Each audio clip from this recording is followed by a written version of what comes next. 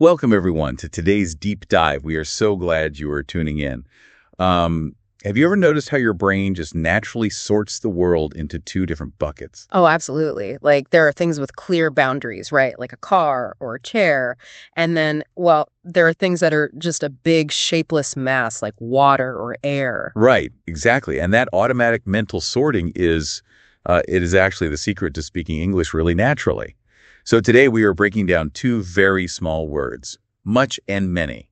Yes, if you master these two words, your spoken English will flow so much better. It is a simple rule at its core, but, it makes a massive difference. So let us start with that idea of boundaries. The rule is pretty easy to visualize. The word many is for things that our brains can see as separate individual items. Right, individual units. If a thing has a distinct shape, well, we can count it. So we say many chairs, one chair, two chairs. And then on the other hand, we have much. Much is for things without those boundaries, things you cannot easily put in a box.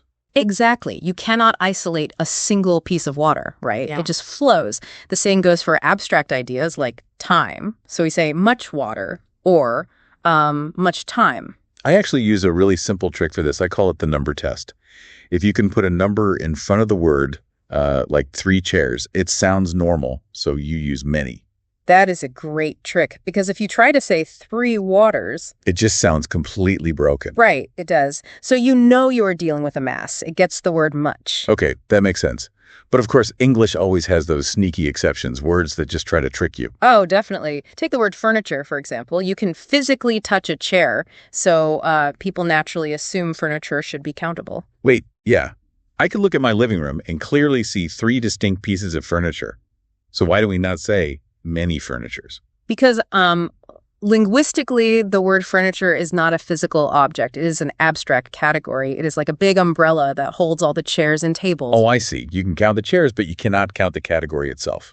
Exactly. The same goes for the word information. It is a broad concept, not a distinct unit. So they both stay in the uncountable bucket. They take much. Okay, well, what about the word people? A crowd just looks like one giant, formless mass of humans. But we do not say much people. We treat it as countable. Why the double standard? That is a really common question. It comes down to its historical roots. People is not a category word like furniture. It is actually a plural word. Oh, so it literally just means more than one person. Yes, because the core idea is still built on individual, distinct humans. Well, it stays in the many bucket. I mean, honestly, it is no wonder English learners get frustrated. That is a lot of mental gymnastics just to pick between 2 small words. It really is. But here's a secret for you. Native speakers actually bypass these complex rules all the time. In negative sentences or questions, we use them normally. Right, like asking, how many friends are coming?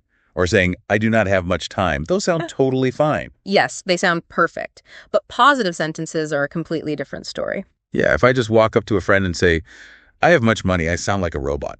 Or, someone reading a formal document. Exactly. It is grammatically correct, but it is just socially awkward. So everyday conversation relies on the ultimate cheat code. We just say a lot of. Oh, I love that trick. It works for literally everything. It does. It works for both distinct objects and formless masses. Right. I have a lot of friends or I have a lot of money. It instantly makes you sound relaxed. That is so helpful.